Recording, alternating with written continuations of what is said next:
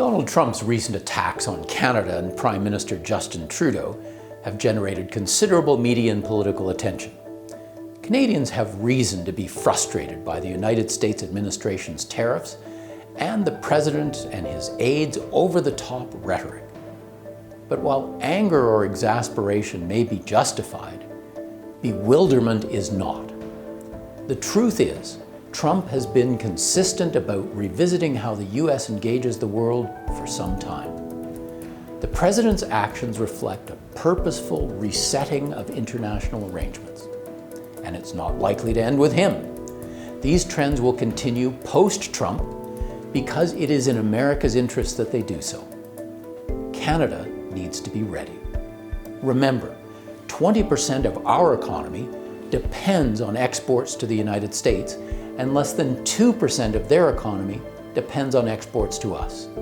We cannot afford to get this wrong.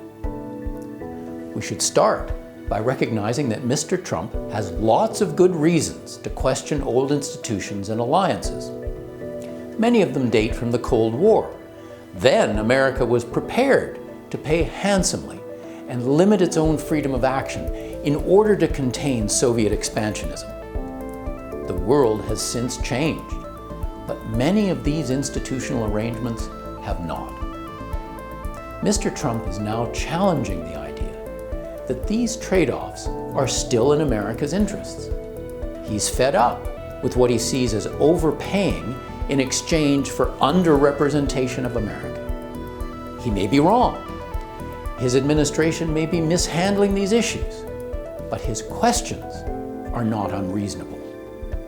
The U.S. contributes nearly 1 out of every $4 to the United Nations budget, and nearly 1/4 of NATO's budget. Its defense spending as a share of GDP is roughly twice as high as NATO allies such as France, Germany, and Canada. Its share of the World Trade Organization's budget is nearly 40% higher than the next biggest contributor, and the list goes on. Is the United States getting value for this spending? Are these institutions still the best means of advancing American interests? Not in Mr. Trump's America First model. He thus proposes to replace the notion of American leadership of a largely consensual Western alliance with a raw exercise of national power. So far, this hasn't meant isolationism. Instead, it has unambiguously involved a more tough-minded and combative conception of America's interests and its role in the world. Now, the point isn't to condone or condemn the White House's approach, but to highlight what's occurring and ask how Canada should respond. This is a different world, and we must act accordingly. So, what does this mean for Canada? We can no longer assume special treatment because of our long-standing relationship or close proximity to America. This White House is unmoved by appeals to historic partnerships. It is focused on real-time national interest, defined as the economic circumstances of people who voted for Donald Trump.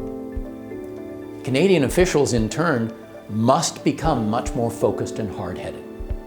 Rhetorical appeals to the past will not work, nor will lamentations about the economic effects of tariffs on Canadian businesses or workers. The Trump administration doesn't care. It's also not going to be moved by retaliation. Matching tariff hikes will harm Canadian businesses and consumers and escalate tensions with the U.S. government. Mr. Trump actually seems emboldened rather than dissuaded by retaliation. Instead, we must focus on mutually beneficial exchanges. The Canadian government must find areas of mutual interest with the administration. Targeting unfair Chinese trading practices and national security risks is just one example of a policy on which Washington would welcome Canadian help. Cooperating on regulatory harmonization to reduce costs to both countries is another. But whatever the subject, This agenda must be rooted in a strategic partnership that is directly tied to American interests. That's the essential insight of America First. There's also scope to follow Andrew Coyne's prescription and pursue a pro-competitiveness agenda. Mr. Trump is impressed by strength. Canada should seek to outcompete the United States for investment and product mandates through lower taxation, less regulation, stronger protection of intellectual property, better human capital, and so forth. As a starting point, this could involve cooperation between the Trudeau government and the provinces to rethink Canadian corporate taxation in order to restore a competitive advantage for Canada. We've done this once before under Finance Minister Paul Martin.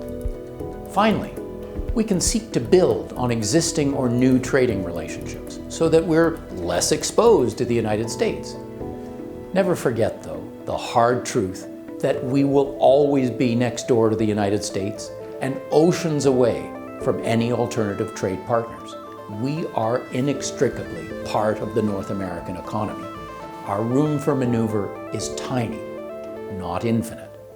Still, the Canada-EU Free Trade Agreement and the newly signed Trans-Pacific Partnership open doors to new markets, and that's good.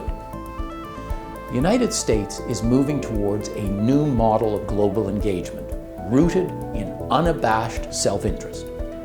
Those accustomed to the United States paying the lion's share of the bill and downplaying its own interests in the pursuit of consensus are astonished. They shouldn't be. That game is over and may never resume. The deck has been reshuffled. Canadian policymakers need to play the cards they've been dealt, not the ones they once had in an earlier game. I'm Brian Lee Crowley for the Macdonald-Laurier Institute in Ottawa.